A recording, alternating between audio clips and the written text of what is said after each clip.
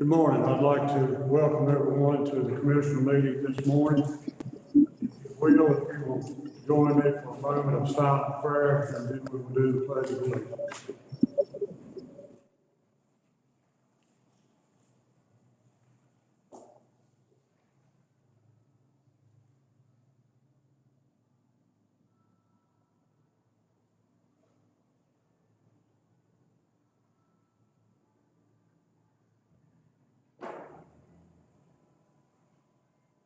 Amen.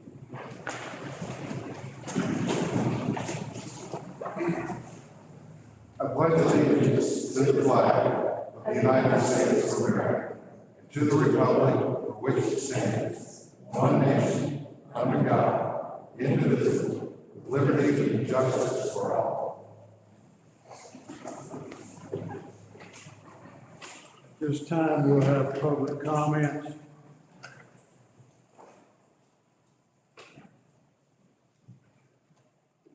No one signed up for public comments.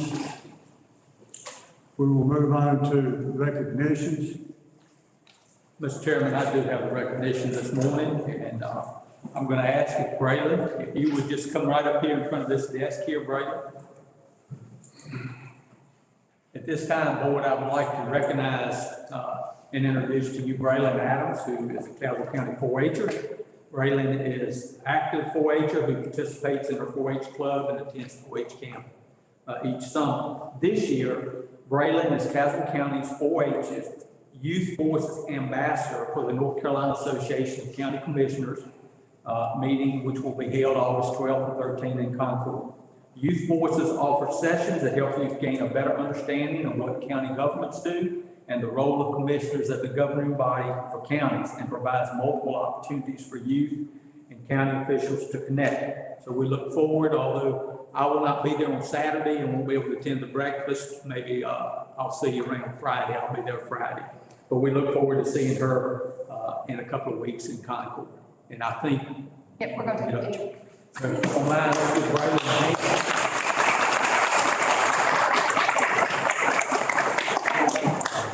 She can stand up there and y'all can kind of bunch up right there if you want. Okay. Somebody.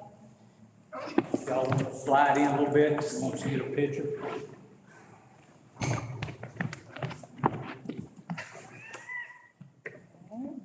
All right, Braylon, go that way just a little bit. There you go. And I'm gonna take a couple after she finishes. Smile. Come on, Vernon.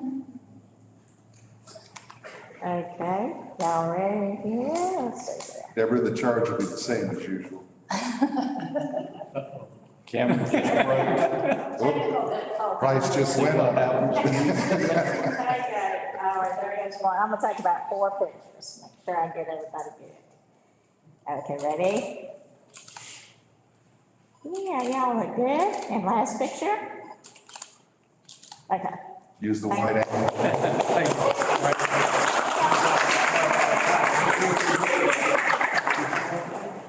I'm good. Thank y'all so much. Thank you. Is there any more recognitions? If not, we will move on to approval of the agenda. So moved, Joe. Second. We have a motion and a second for the approval of the agenda. Mr. Dickerson? Aye. Mr. Howell? Aye. Mr. Jeffries? Aye. Mr. Hogan? Aye. Ostraker? Aye. Massengill? Aye. McVeigh? Aye. Motion carries. Approval of the agenda.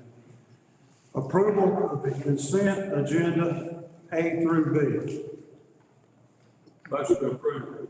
Well, Mr. Chairman, could I get the county commissioner county manager to explain the amendment, please?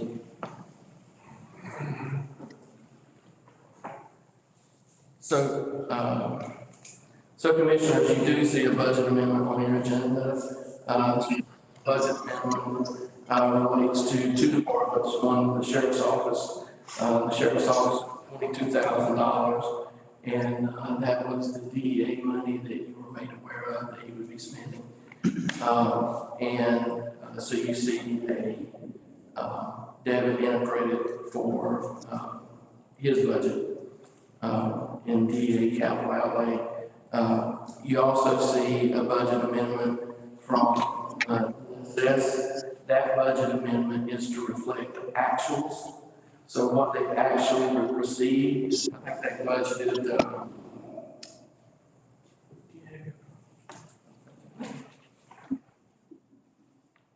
I think they initially budgeted $89,739. They've actually received to this point $13,694, which is a decrease of $76,045.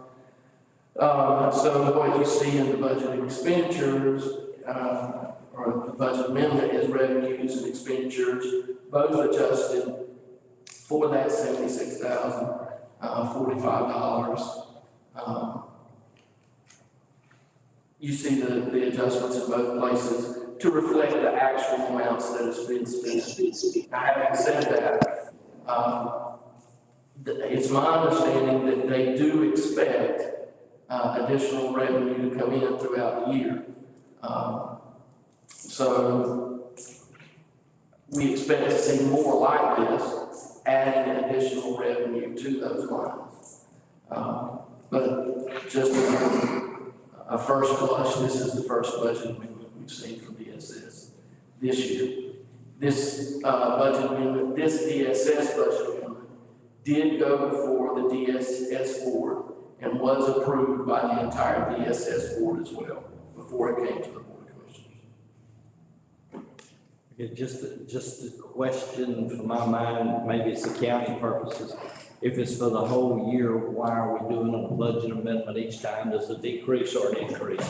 Well, it's truly just to reflect actuals. Okay. And that's helpful in a lot of ways with DSS, specifically due to their reporting requirements. Okay, thank you. Is there any more discussion on the budget amendment? We had a motion on the floor, second. And we have a motion and a second. All those in favor by roll call voting, Mr. Dickinson? Aye. Mr. Hall? Aye. Mr. Jeffries? Aye. Mr. Owen? Aye. Mr. Ostrander? Aye. Mr. Massengill? Aye. Ray? Aye. Motion carries. Mr. Chairman, Yes, sir. just an observation. May I suggest that in the future, staff put an explanation in for budget amendments? Sometimes we know, sometimes we don't, and a lot of times the public doesn't know. So it wouldn't hurt if we put a short explanation under each budget amendment. Fine with me. Yes, sir. Moving on to discussion items, reimbursement rates, Mr. Miller. Commissioners, as you know, in years past, we usually follow the state when it comes to reimbursement rates and when it comes to mileage rate reimbursement. You'll see the North Carolina travel reimbursement rates.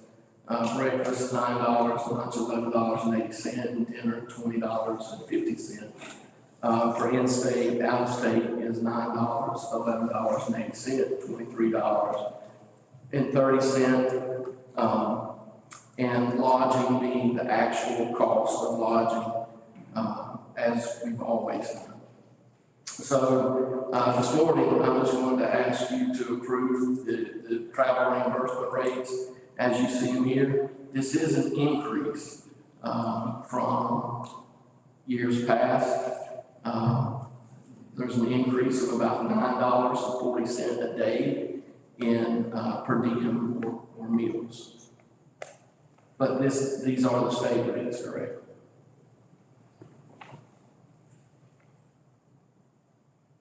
Mr. Manager, would you give us those individual rates again, please? Yes, sir. It's $9 for breakfast, $11.80 for lunch, $20.50 for dinner, for a total for meals being $39.40 a day. The way the county has always viewed this in the past is the employee just could not could not go over their day rate. So if they wanted to use all of their per diem money for a dinner meal, they could spend up to $39.40 for dinner. It's $42 for the new, right? Well, in-state. Oh, okay, I got in-state- you. I got you now. In-state is $39.40, out-of-state is $42.10. Got it. You say in-state. What was the increase amount, $9 and change? Per day, yes. Just flat $9. $9.40. I think we had $30 before. Thank you.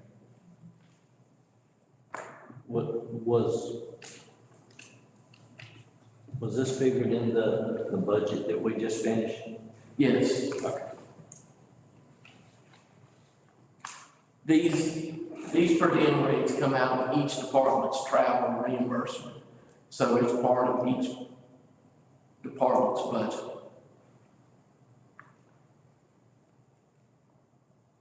How do these numbers compare with the state government numbers? These are the state's numbers. I just didn't see that one. And there are situations, commissioners, where an employee may find himself having to attend an event that it may cost more than what our per diem allows. When that does happen, they can make a request to the department head and then ultimately to me, if they know those expenses beforehand and have those expenses approved to be increased if necessary.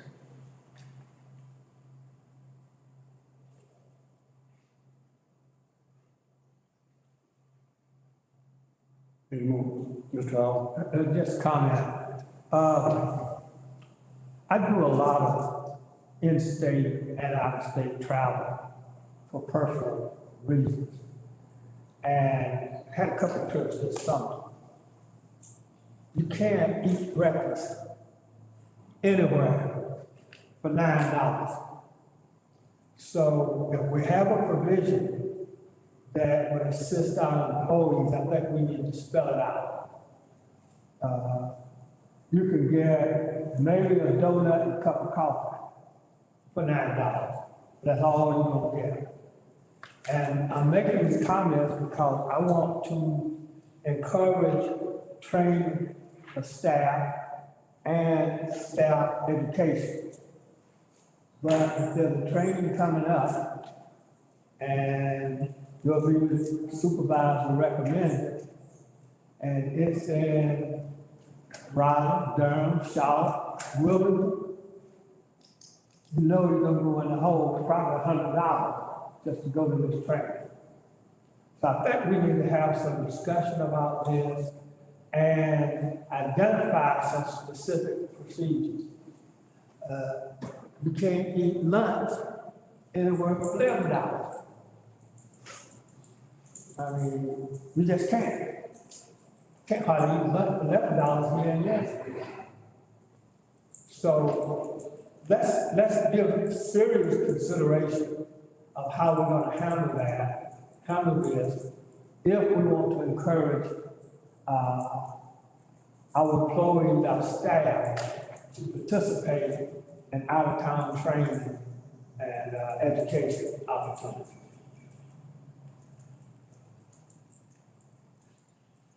Mr. Hall, do you have a recommendation?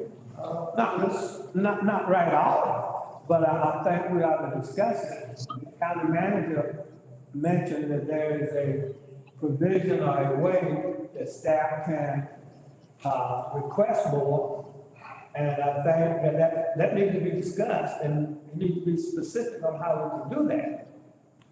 I say, you can't eat anywhere for these rates. I agree with you. I'm just wondering, how do we address the situation? Do we do it now? Do we have the county manager come back to us with a recommendation? Well, how would you proceed on Well, if there's a provision, Sorry to put you under the gun if you don't want to answer. I don't mind. If there's a provision for staff to request more, then we have to discuss and then outline that provision. If there's not a provision that we can agree to, we need to just increase the rates.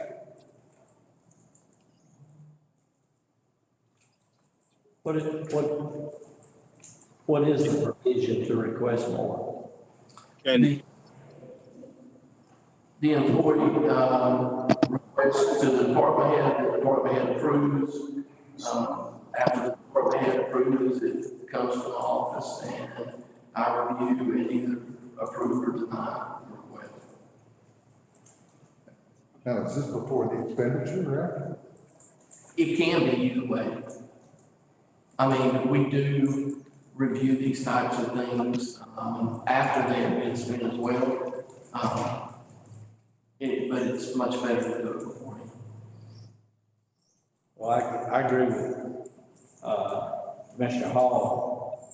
We don't necessarily want to meet the beef and sausages, but we don't want to meet the lobster either. So there should be some type of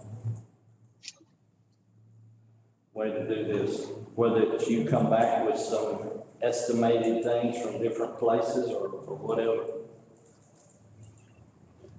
So, gentlemen, I'd like to make a comment whenever the time's appropriate. Go ahead, Mr. Dick. Gentlemen, I've been listening to the comments back and forth, and I want to weigh in on it because that's what I do for a living is travel. And Mr. Hall is correct if he's talking about going to a sit-down breakfast somewhere at Waffle House or another place that's going to serve you all of your meals. But what he's neglecting to say is when you travel, the average motel has a continental breakfast included in the price of your lodging. And if you wish to eat a bowl of oatmeal, muffins, eggs, bacon, they have quite an extensive selection at Holiday Inn, Hampton Inn, etc. Most every chain does that. So they get a good breakfast. If they don't want that, you can go to McDonald's and get a biscuit and a cup of coffee for $9. And you can eat lunch for $10. I went to Taco Bell and got 3 tacos and a Pepsi the other day, and it was $10.13. I sat down in the Outback, I got a steak, and I left a tip, and I think it was like $23, $24. Without the tip on it, it was less than $20. So I think we're jumping the gun by trying to step up to the plate and saying that we're going to allocate even more taxpayer money. I live under those constraints all day long and keep my expenses under $40 a day for meals. And as Mr. Miller said, if I choose not to eat breakfast out on the road and I eat that continental breakfast, there's another $10 that I can put toward another meal. If I want to eat a sandwich at lunch, I can take the whole $40 and put it toward my meal at night. That's just common sense, and it's the way it works. And that's the way people like myself have been dealing with these expenses for years. So to go outside of that norm and say that we've got to give even more taxpayer money for people to eat even more lavishly while they're out on the road, gentlemen, frankly, that's a waste of the taxpayers' money. That's all I have to say. Mr. County Manager, if I'm not mistaken, is that 2050 the top limit they can be reimbursed for dinner? Can they carry over that money? yes, Okay. Make sure. they could carry over the daily allotted amount of $39. Mr. Chairman. Yes, sir. I think that county manager check out some prices and things and come back to the next meeting and give us on us a side of. You think personal.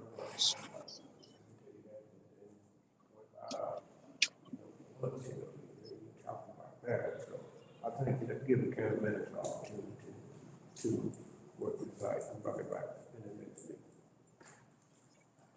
So. Yes, yes. Discussion on it. Oh, we're happy to bring it back to you at your next meeting, Commissioner. That's what I think you need to do, is just bring it back. All right, we're gonna move on to the Recreational Development Foundation. Kim?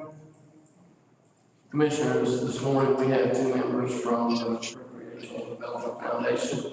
We have Mr. Scott Kendall and Ms. Sharon Smith.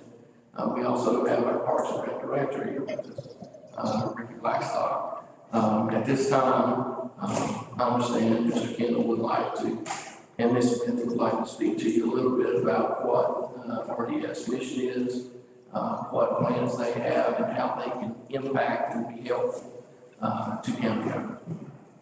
Thank you, Mr. Miller. Yeah. Good morning, Commissioners. We appreciate your time today.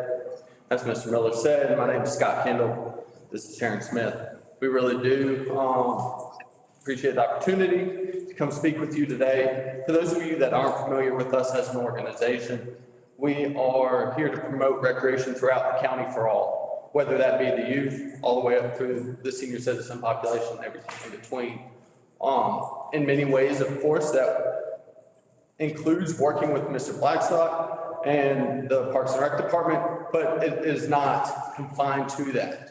We're currently engaging various stakeholders throughout the community and finding ways that can meet their needs. That's, prime example of that includes working with some folks up in Pelham at the community center and currently finding ways to meet them at their facility as well.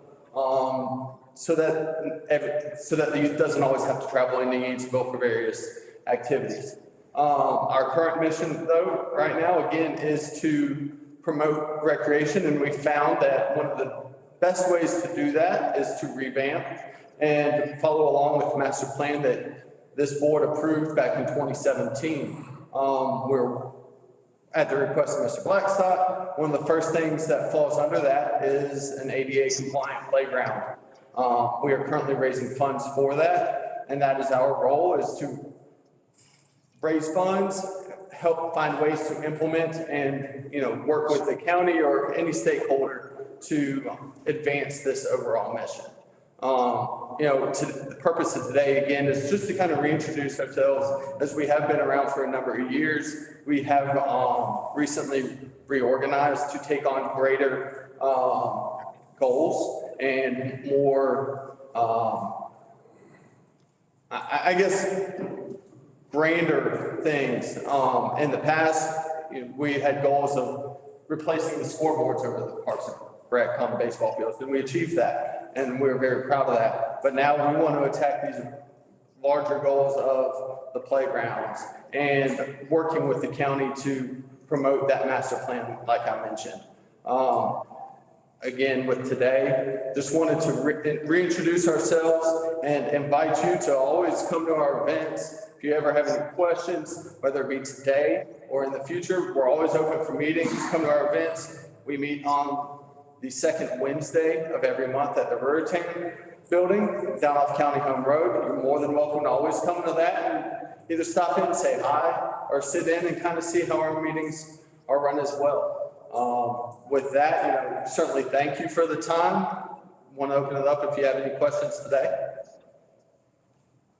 Mr. Kendall, I understand you had a golf tournament this past couple of weeks. Yes, sir. I understand it was a real success. Yes, sir. You're to be commended for what you're doing for the youth.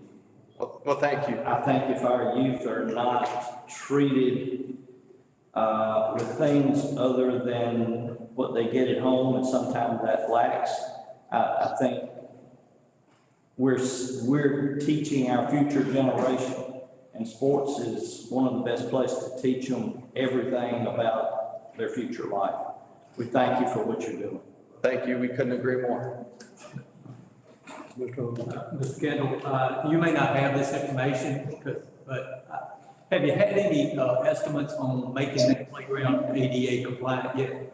So in the grand scheme, we don't have a final number at this point. We have broken it up into phases. One phase of that, the equipment is in the ballpark of $15,000 to $20,000. We've submitted our grant a grant, application to the Dan River Community Foundation, last week. Has been completed. We are hoping that if we receive that, that would cover the cost of the equipment. We would then, and our hope would be to cover any installation costs and then, of course, come to the commissioners with approval for install. Thank you. Yeah. One other comment, as well, that I did want to mention. This year, we also implemented a new scholarship program for those families that are financially disadvantaged.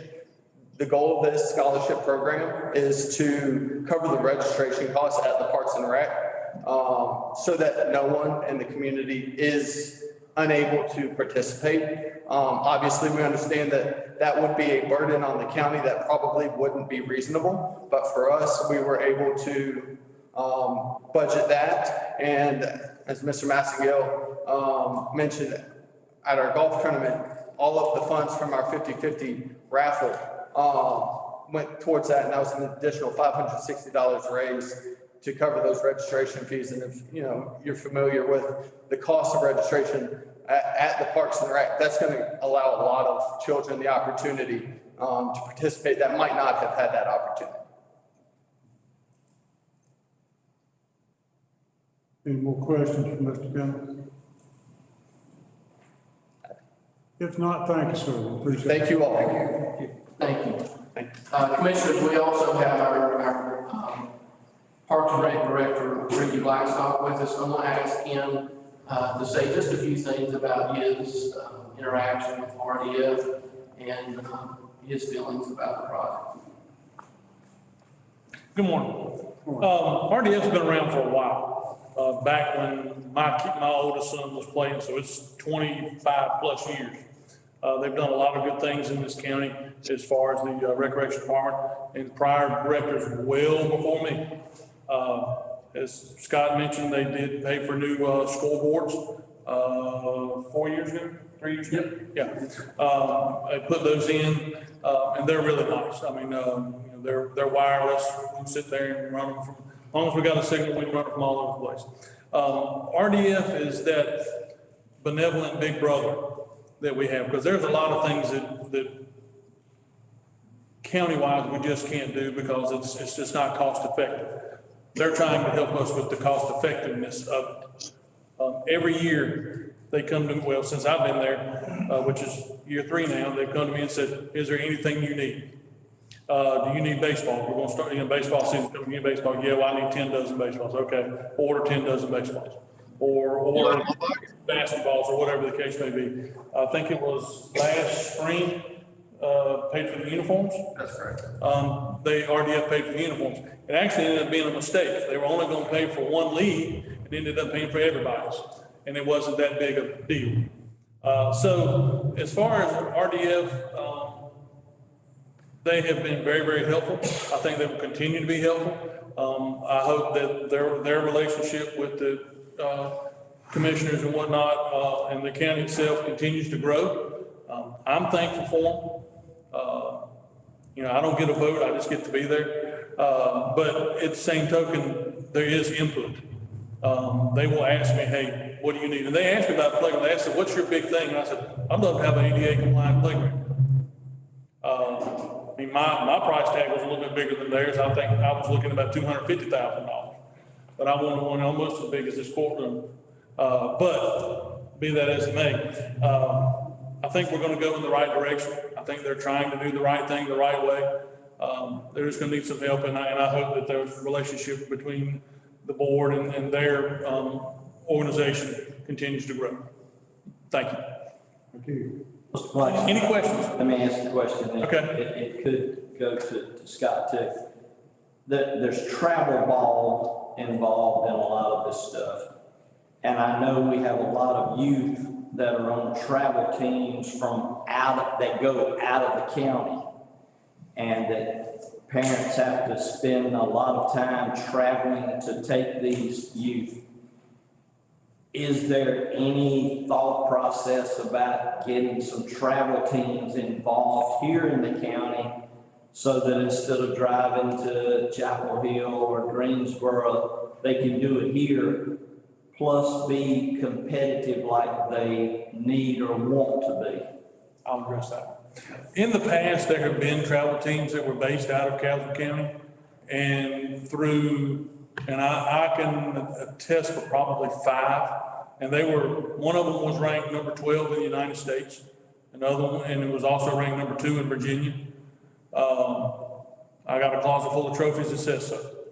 But at the same time, what has happened with travel ball is there is expectation that an 8 or a 9-year-old is going to get a college scholarship or sign that $144 million a year contract with the Yankees. That's on the parents. That's on them. If they want to go somewhere, then that's on them. There's not a lot that we can do. Now, a private entity, if they wanted to start a travel ball team, whether it's soccer, basketball, there is travel football and baseball and softball. If someone wanted to start one in the county, I'm not opposed to helping them with it as far as being able to have facilities. Not at all. I actually encourage it and want it. But when you have folks that drive by the park to take their kid to Roxborough to play baseball, that's tough. So, I think that the travel ball has its place. I really do. I'm by no means demeaning it. I just think it's just going to take the right person or the right people to sit down and try to organize something here in this county. There are a lot of knowledgeable people that could really, really help some kids, but just, for whatever reason, they're going to Hillsborough, Greensboro, Burlington. Actually, there's one that goes to Salem, Virginia, twice a week to practice baseball. If the board's interested in the county providing those type of services, travel ball, we're happy to look into it. We're happy to start at least gaining what interest there is out there to being able to have those kind of organized sports inside the county and host some of those games at our place rather than have our parents continuing to travel outside of the county. We're happy to do that if that's what the board would like. Absolutely. And if I may, as an organization, we will do whatever it takes to help support that as well. Any more? Bob? Yes, I have one question for Scott. Yes, sir. What type of minority participation are you getting with the foundation? With the foundation, frankly, right now, it is limited. Those numbers would be limited to the participation numbers at the Parks and Rec. Our foundation, we're not actually, at this point, implementing any actual programs. While maybe in the future there could be, our goal, or what we're currently doing, is more fundraising for this equipment, or to support the Parks and Rec, or to potentially work with the Pelham Community Center, etc. So as far as us putting on actual programs, we're not doing that. So there's not a true participation in that sense, but we certainly want to reach all throughout the county and want to make sure that not a single, whether it be child or senior citizen or anyone in between, feels like they don't have an opportunity to participate in some sort of recreation. Okay, thank you. My question was misdirected. Mr. Hall, just to kind of piggyback on your question, I don't keep a demographic of minorities, majorities, whatever. It's just kids. Well, it's not that simple, sir. Well, But my question or my point is that if you don't keep a demographic, what, in your professional opinion, what is the percentage of minorities that participate? it varies from sport to sport. I would conservatively, probably 70-30.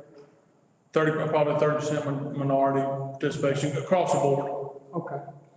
Thank you. I guess that's a pretty good answer. And I raised this question for a couple of things. Number one, I would hope that the board would be amenable to doing certain things for Parks and Recreation. Number two, I'm involved with an organization that works with kids in the county. And so at some point, I think the three of us, the organizations need to work together. Our organization's focus started on minorities only because we had a sponsor that was interested in recreation, outdoor recreation for minorities. The programs that we've done have always been open to everybody. And in fact, we use Parks and Recreation one year at spring break to do 3 days of field break, what we call it when we was in school, field days. We did that 2 years in a row before the COVID. And of course, we paid for everything. So I'm mentioning all of this to say that I'm for anything we can do for you. I hope the board will be for that. And certainly the Recreation Foundation and their fundraising efforts are for that. So thank you. Thank you. Any more questions? Thank you. Thank you. Appreciate it. There is no action items today. We will move on to the county manager.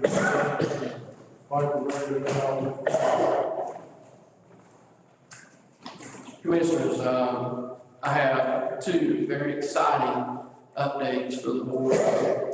First, I want to let the board know that the county received $125,000 through the state budget for our biker radio tower equipment to boost the amount of signal that we get on our biker towers to enhance the 800 series radios that were purchased for the volunteer fire departments and the sheriff's office and EMS. I'd like to thank Senator Berger's office for helping and assisting us with that. Commissioner Massfield reached out to Senator Berger's office and had several conversations about the need for the biker radio equipment. And once again, Senator Berger came through helping us out with that equipment. That's number one. Number two, I would like to inform the board that the additional funding for Project C was received through the state's budget, and that was about $2 million. Our former Economic Development Director, Corey Lindsay, and Emily Buchanan with the community college went and met with Senator Berger and asked him for money to fund the rest of phase 1 of Project C. And once again, Senator Berger's office came through and that money was included in the budget. So we are trying to schedule a groundbreaking for Project C at this point in time, and we'll talk to you more about that as we move forward. So those are the two major updates that I had. I did want to update the board on just two more things real quick. I have been appointed to the PTRC Workforce Development Board, and more specifically, it was to the NC Workforce Development Leadership Initiative, and that's in partnership with the Institute for Emerging Issues and NC State. So I look forward to participating in that process and being a part of PTRC's team on that. I also wanted to let the board know that I've also been appointed to the NCAC Risk Pool Board of Trustees. I know previously Commissioner Owen had served on that board, but I have been asked to serve on that board and look forward to participating with the NCACC Risk Pool as well. So, those are all my updates. I'm happy to answer any questions the board may have about anything they'd like to discuss. Any questions from Mr. Miller? If not, we'll move on to commissioner comments. Does anyone have any comments they want to make? Mr. Owen? Yes, sir. Just, I want to remind the board that the legislative goals conference, will be coming up. We need to, as a board, maybe, start working on those legislative goals we would like to present to the NCACC, Legislative Goal Committee. You can do that on your own, but I think it would be good if this board could focus on some specific goals that we would like to see NCACC tackle with our legislative. I think they are due by September. I can't remember the date, but I'll get that back to you. And you should probably receive information about that as well. And we can provide you with last year's legislative goals if you need those as well. So I just want to remind you that that's coming up. Any more comments? Mr. Chairman, I have a comment, I ain't comment. I think we need to have the board to sit down and talk about some things such as income development. You know, we haven't did anything but just sit and wait. I think we need a meeting amongst the board and invite people to come if they want to, such as Court Square. And just sit down and throw things out on the table, you know. We'll come up with things and just vote on them, don't vote. I think this is well due, you know, overdue. I have asked for it several times, but never got it. And I think it's time for us to sit down as a board, bring things to the meeting. And if we can do it on a Saturday, then I buy it right. I'm a poor man on this boat, but I buy it practice. But I think it's something that we need to do. I don't know how that vote, but I feel like a lot of things that we need to discuss. I agree with Mr. Jeffers. Let me go back to something Mr. Miller brought up about the Viper Tower, just a few details. You know, we have Viper Towers in the county, or in several areas of the county. Most of y'all probably don't remember the big fire they had over in Rockingham County, a big warehouse. They had fire departments from Caswell County, Rockingham County, Guilford County, Virginia, and Stokes County. Well, the Viper system kind of got overwhelmed due to one thing. There was not enough channels on a couple of the Viper towers, two of them being ours in Caswell County. When we applied, and you have to apply for the Viper, for the radios, you have to apply through the state. Essentially, the Viper towers and Viper system is owned by the North Carolina State Highway Patrol. So we had a meeting with all the Motorola people, all the Kenwood people, and the state people, including the Highway Patrol guys who were in charge of it. They said before you can put all your radios online so that you're 100% correct, you've got to do something we're asking other counties to do. You've got to provide more channels on these towers. The total price was $250,000. We didn't have $250,000. So it was talked, cried, begged, whatever we had to do with Highway Patrol. They decided they would put the bill for one of the towers, which was $125,000, and we had to come up with the other. So now that we've got the monies, we've been given approval by the State Highway Patrol and the state, and we will be assigned channels that Caswell County at some point in time in the near future, we hope, will be able to be completely on the 800 or the Viper system. So that's the kind of the rest of the story of the monies. Thank you. Mr. Manager, would you look into setting up the meeting that Mr. Jeffries has asked for? Yes, sir. We'd appreciate it. Is there any more comments from commissioners? If not, announcements and upcoming events. The NCACC Annual Conference is August 11th through the 13th in Charlotte. We will be having our next commissioner meeting on August the 15th at 6:30 p.m. here in the. And then we have a joint meeting with the town of Yanceyville and Milton's, hosted by the town of Yanceyville, August 18th at 6 p.m. And I'm assuming that will be at Town Hall. Yes, it will be. All right, thank you. Is there any other announcements that need to be made?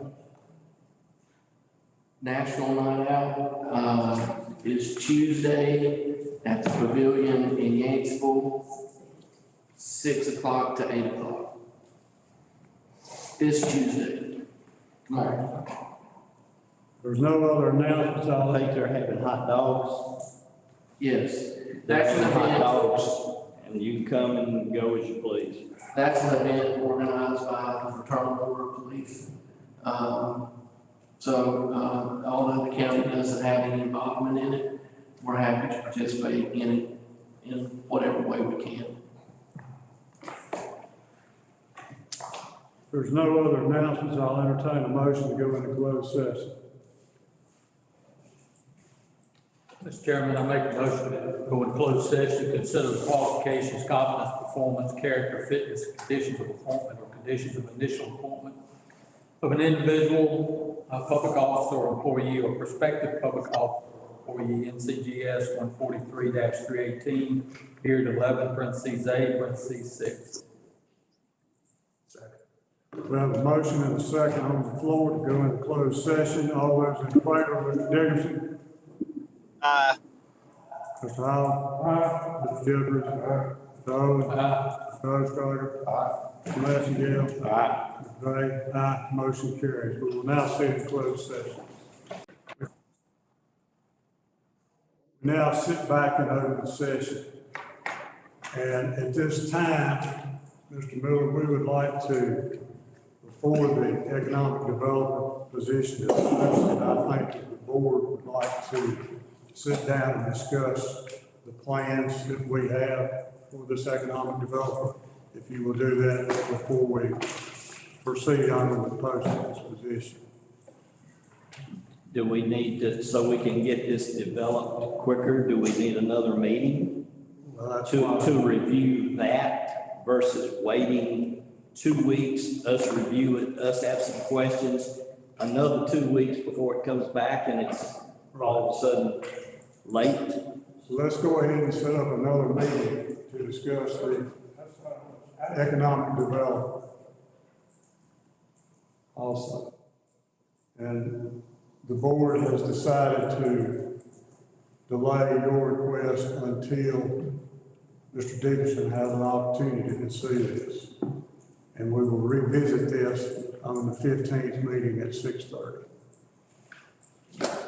Is there any more questions or anything that needs to come before the board?